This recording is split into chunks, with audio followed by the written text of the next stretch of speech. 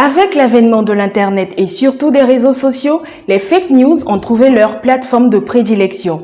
Elles se déplacent désormais à une vitesse de l'éclair, laissant souvent les internautes pantois. Et tout ceci en imitant les publications de type journalistique. Que font les professionnels des médias pour remédier à cela et quel est l'impact des fake news sur la population? Nous répondrons à toutes ces préoccupations avec Madame Nesmonde Delors, journaliste et spécialiste des fact-checking. Bonjour Madame Nesmonde et bienvenue sur notre plateau. Bonjour Madame Niapo. Madame Nesmonde Delors, et si on vous demandait de vous présenter? Je suis Nesmonde Delors, je suis journaliste, consultante formatrice et par ailleurs rédactrice en chef du Média Citoyen.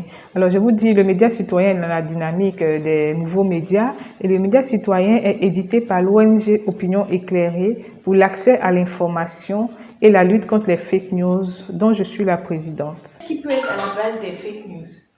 Alors, à la base des fake news, un tableau de plusieurs types de désinformation se présente. On a d'un côté les imprécisions, les inexactitudes qui peuvent prêter à confusion. Il y a également des déformations de faits, déformations d'informations. La question aussi de l'imprécision du contexte. Lorsque le contexte n'est pas précisé, on a risque de désinformation, de manipulation de l'opinion. Ce qui est le plus connu, c'est le mensonge. Là, il n'y a pas de débat. On connaît la vérité, mais on fait exprès de dire le mensonge. Il s'exprime de différentes manières, en fait. Il y a les deepfakes. Ce qu'on appelle les deepfakes, ce sont les vidéos truquées. Des images, des vidéos truquées, mais sur la base de l'intelligence artificielle. Donc, on a le sentiment que c'est une vraie vidéo qui est là. On a également les complotistes et la fachosphère. Les fachos, les complotistes, ils ont un rapport distancié de la vie publique. Pour eux, les médias ne font que dire du mensonge dans tous les cas. Leur réaction peut prêter à confusion auprès de l'opinion publique et donc conduit également à la dynamique des fake news. Il en est de même des complotistes. Pour eux, tout ce qui est officiel est faux. Par exemple, les complotistes considèrent que le coronavirus n'existe pas. Quel est l'impact, des fake news sur la population? Alors, l'impact négatif n'est plus à démontrer.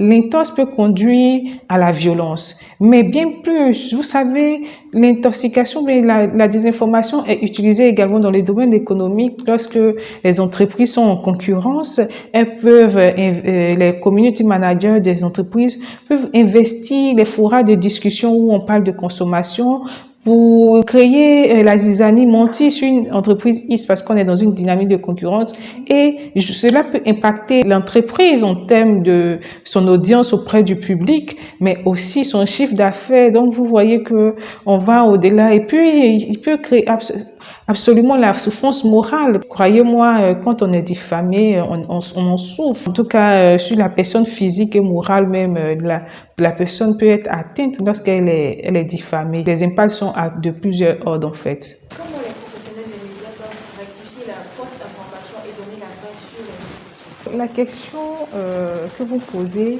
invite aux méthodes et aux outils de vérification des faits allégués sur les réseaux sociaux et ailleurs. Et cette méthode a un nom qu'on appelle le fact-checking. Le fact-checking s'intéresse plus à ce qui est déjà produit, contrairement à l'enquête journalistique qui cherche à démontrer, à découvrir ce qui est caché, à répondre à une question. Journalistes, ce que nous devons faire, c'est de travailler dans le sens de l'éthique et de la déontologie. En posant les questions qu'il faut à nos interlocuteurs, en vérifiant, en ayant suffisamment de preuves, nous contribuons à une clarté dans le débat public. Maintenant, comment sur les réseaux sociaux, en se servant des outils de vérification qui sont accessibles, souvent gratuits. Il y a des logiciels gratuits aussi, bien que des sites. Il y a des maisons de fact-checking qui font du fact-checking au quotidien. Donc, il faut aller vérifier et voir si ces maisons-là, les organisations ont déjà travaillé sur ce sujet et le rapporter à nos followers à partir de nos différentes plateformes, organiser des émissions dans nos médias dédiées spécialement au fact-checking. Comment lutter contre les fake news sur les réseaux sociaux? Tout internaute, qu'il soit journaliste ou non, peut lutter contre les fake news. Quelle attitude avoir? Lorsque vous voyez une information sur les réseaux sociaux, La première attitude, c'est de douter. Mais attention, il y a des préalables à la vérification. Même si le doute est le premier outil, il faut savoir qu'on ne doute pas de tout. Parce qu'il y a comme même en journalisme, on nous dit les faits sont sacrés, les commentaires sont libres. Alors, si quelqu'un exprime son opinion, ses préférences, on ne va pas remettre en cause ses préférences.